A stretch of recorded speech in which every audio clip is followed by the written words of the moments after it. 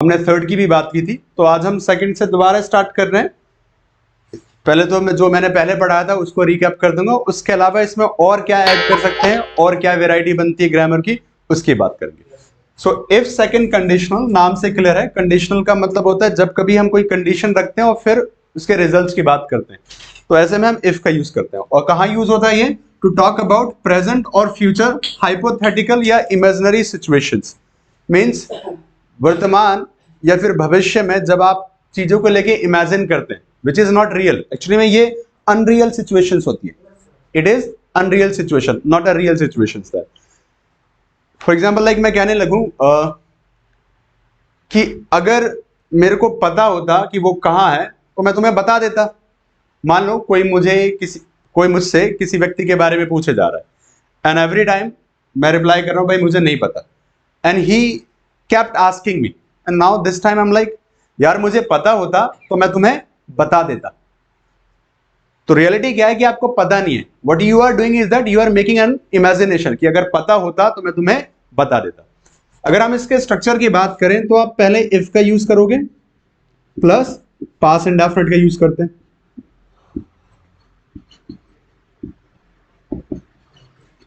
ठीक है, कंडीशनल वाली पार्ट में प्लस वुड क्लॉज आएगा, यानी जो रिजल्ट की बात करेंगे उसे वुड वाले सेंटेंस से बनाया जाएगा। हालांकि वुड के अलावा हम यहाँ पे माइट और कुड का भी यूज कर सकते हैं, दैट वी लर्न ऑलरेडी। मैं एग्जांपल देके उसको दोबारा से समझाऊंगा। और जैसे जो मैंने सेंटेंस बोला कि अगर मेरे को पता होता कि वो कहाँ रहता है तो मैं तुम्हें बता देता, तो सिंपली हम यहाँ पे इफ लिखेंगे। इफ के बाद पास इंडेफिनिट आता है, बात मैं अब नहीं कर रहा हूं, सब्जेक्ट मैं हूं, तो मैं क्या यूज करूंगा? इफ आई नो की second form knew. If I knew where he lives,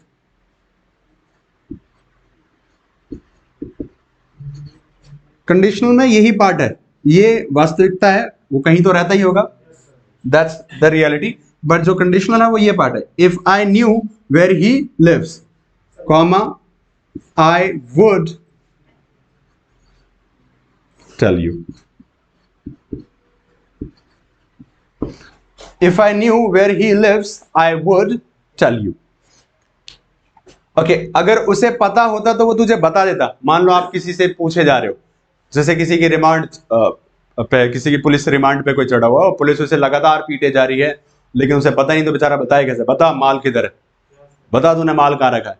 अब कुछ और इल्जाम लेना होता तो वो ले भी ले पिटने के डर से, लेकिन उसको पता ही नहीं कि माल कहाँ है तो कहाँ ही बताए। अब मान लो दूसरा पुलिस वाला है, वो थोड़े रहम दिल का है, तो वो पुलिस वाले से कहता है अगर इतना पीटने के बाद अगर इसे पता होता ना तो ये हमें बता देता।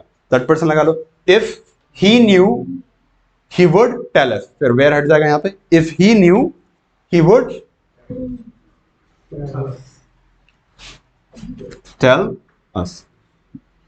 सो फैक्ट क्या है इसमें कि यहाँ पे उस व्यक्ति को पता नहीं है, आप एक इमेजिनरी सिचुएशन को बता रहे हैं। कुछ और एग्जाम्पल देखते हैं। ये एक्शन वर्ब के साथ था। अच्छा, अगर मैं कहने लगूं कि अगर मुझे अंग्रेजी बोलनी आती तो मैं कम से कम 20,000 की जॉब तो मुझे मिल ही जाती।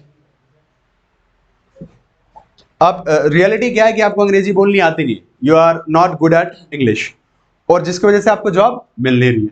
सो what you are doing, you are making an imagination. Sentence बनेगा इफ आई कुड। एबिलिटी को बताने के लिए हम कैन का प्रयोग करते हैं और कैन की पास्ट फॉर्म कुड बनती है। हालांकि पास्ट एबिलिटी को बताने के लिए कुड यूज होता है, लेकिन यहां पे हमें सेकंड फॉर्म यूज करनी होती है वर्ब की, पास्ट इंडेफिनिट आता है। So if I could speak English, I would, short में आई वुड को आप आइड लिख सकते हैं, आइड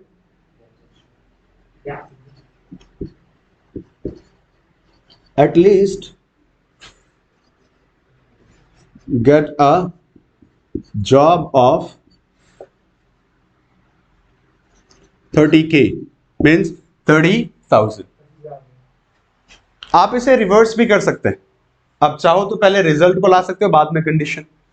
ये डिपेंड करता है कि आप किस चीज पे ज्यादा एम्फेसाइज कर रहे हैं, किस चीज पे ज्यादा जोर देके कह रहे हैं। I would at least get a job of 30K if I could speak English. If I could speak English, you know what? I would at least get a job of 30K. Because jobs out there are a lot of jobs, but they all want you to be fluent at speaking.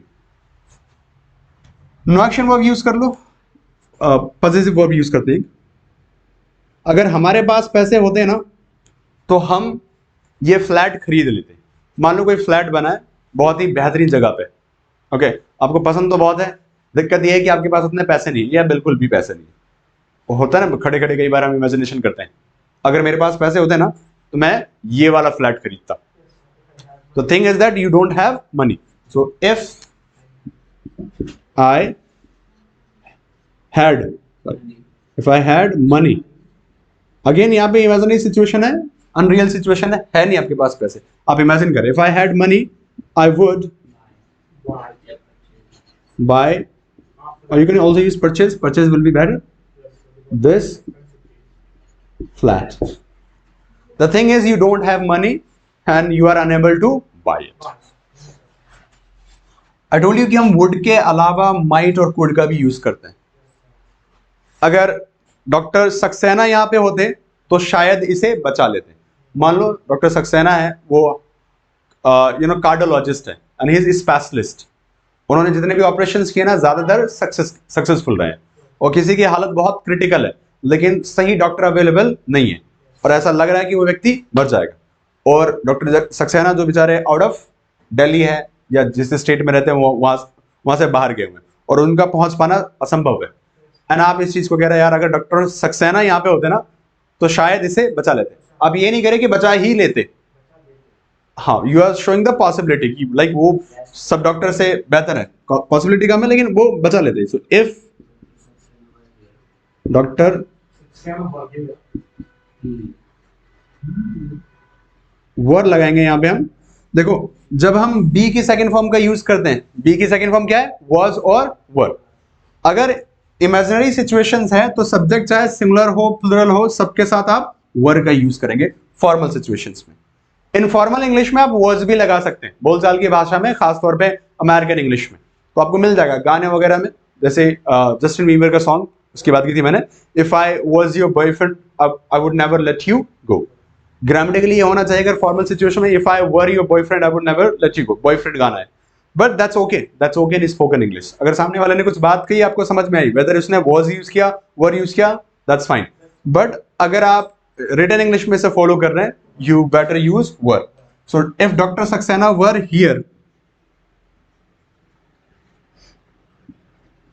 he might save him.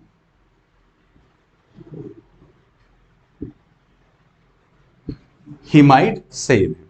Or he could, you can also use might का थोड़ा बहुत कम possibility में आ जाए कि मतलब बहुत शायद बचा लेते, शायद वो, हाँ शायद वो बचा लेते. और कुड का यूज मे के सेंस में, मे की तरह किया जाता है, कम पॉसिबिलिटी 50-50 वाले चांस में. If doctor Saxena were here he could save him. यहां तक हमने चीजें पढ़ी थी पहले. Now let's add the things. Boys pay attention to here.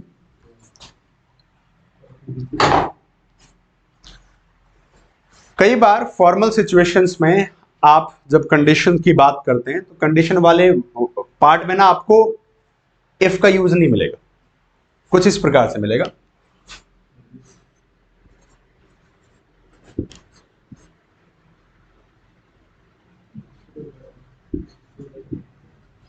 Were I a bird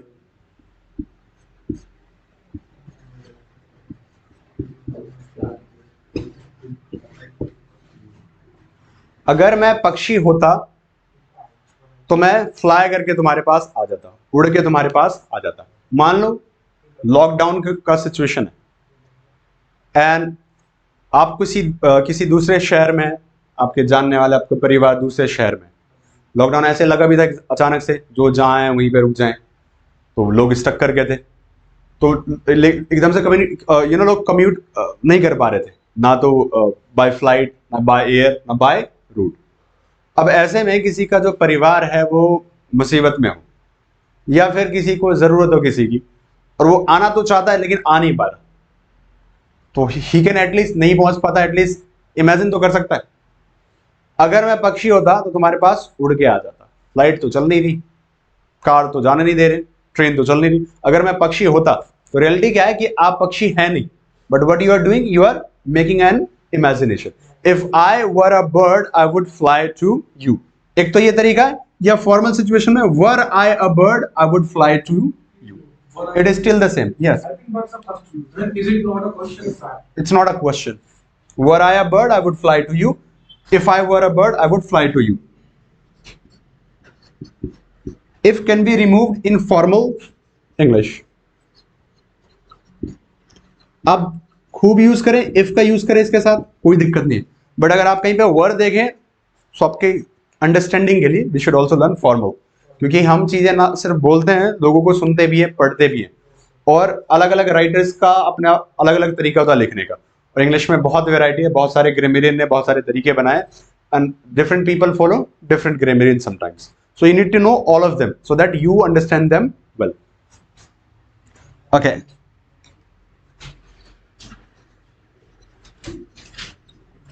वर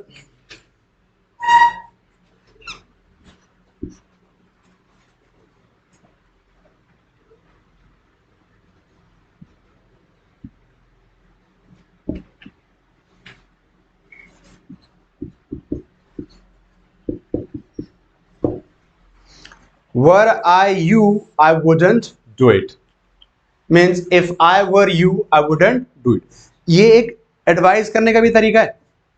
अगर मैं तेरी जगह पे होता ना तो मैं ये नहीं करता, या मैं तेरी जगह पे होता तो मैं ऐसी गलती कभी नहीं करता। If I were you I wouldn't do it, or were I you I wouldn't do it।